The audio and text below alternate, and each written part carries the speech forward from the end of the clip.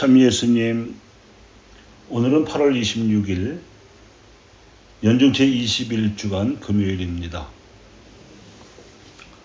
사도 바울은 두 번째 선교 여행에서 코린토를 찾아갔습니다. 필립비, 데살로니가, 아테네를 거쳐서 갔는데 그 어느 곳 하나 선교에 성공하지 못했습니다.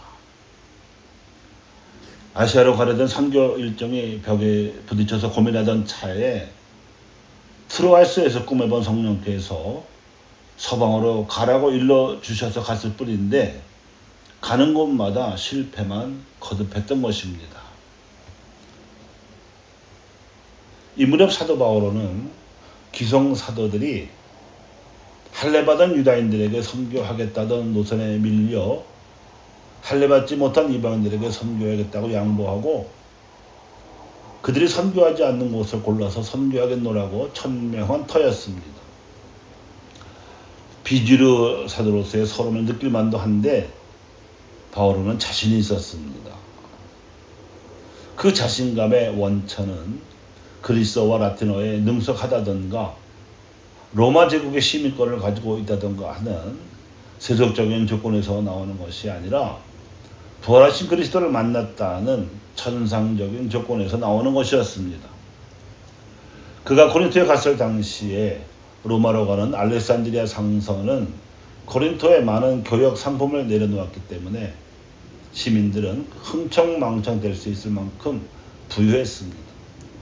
그 부유함에 기대어 더 많이 벌고자 하는 마음에 우상 숭배도 성행했던 그 도시에서 사도 바울은 코린토의 디아스포라 유다인들이 아직도 하나님께서 자신들을 버리지 않으셨다는 표징을 복음의 수용 조건으로서 요구하고 있는 모습을 보았고, 코린토의 그리스도인들은 수백 년 전부터 자신들의 조상들이 그려왔던 것처럼 인간 이성으로 납득될 수 있을 만한 지혜를 그때까지도 찾고 있어서 복음 선포가 이래저래 어려웠습니다. 이런 상황에서 사도 바울은 허투루 세례를 주어서 신자를 확보하겠다는 생각을 일찌감치 버렸습니다.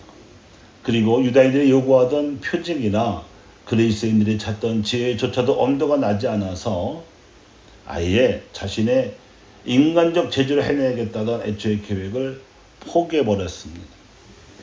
사실 사도 바울의 인간적 재주는 국제적 교육과 전통적 교육을 겸비하였기에 누구보다도 뛰어났었지만 현명하게도 그는 일찌감치 포기하고 예수님의 신성에 의지하기로 마음 먹었습니다.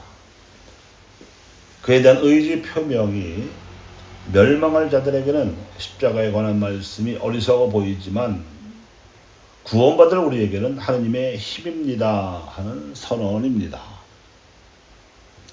십자가의 진리에 대한 이러한 확신은 예수님의 세례를 통해서 확신하게 되었던 바이기도 하고 자신의 선교 경험에서 우러나온 교훈이기도 했습니다. 예수님께서는 유다인들에게 수없이 많은 표징들을 보여주셨지만 애시당초 신앙이 없으면 그 표징들을 보아도 믿음이 생겨날 계기가 되지 않았었습니다.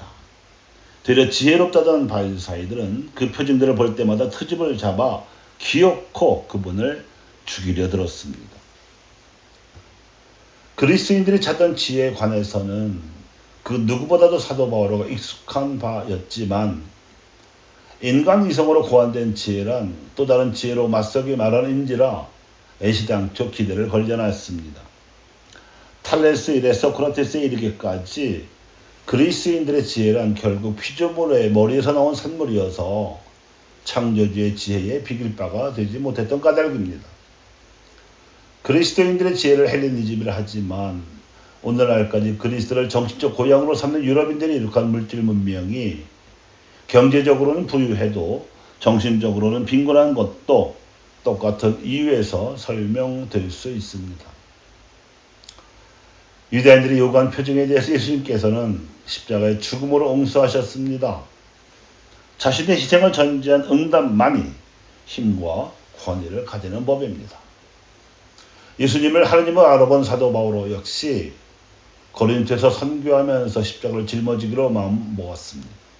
쉽게 선교할 생각을 처음부터 먹지 않았다는 뜻입니다. 그에 대한 표현이 그리스도는 유다인들에게는 걸림돌이고 다른 민족들에게는 어리석음입니다.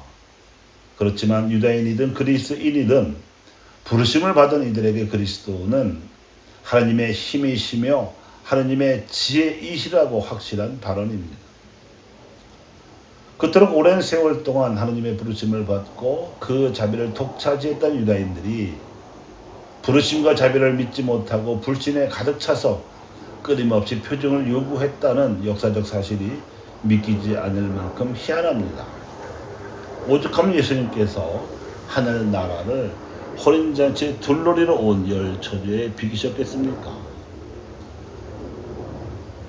혼인잔치의 들러리라면 당연히 기름을 채운 등을 지니고 있어야 했음에도 불구하고 10중 5은 미련해서 기름도 없는 등을 들고 신랑을 기다렸다는 것입니다. 나머지 현명한 5 들러리 처녀들은 기름을 준비했다가 신랑을 기다려서 신부를 에워싸고 혼인잔치에 들어갔습니다. 이들이야말로 주님께서 오실 그날과 그 시간을 기다린 사람들이고 깨어있던 이들이었습니다. 역사에서 십자가의 진리를 명심하고 깨어 기다리기는 쉽지 않습니다. 하지만 진리가 힘과 이성을 이깁니다. 하나님의 어리석음이 사람보다 더 지혜롭고 하나님의 약함이 사람보다 더 강하기 때문입니다. 교우 여러분, 복음을 선포하기 위한 십자가야말로 진리입니다.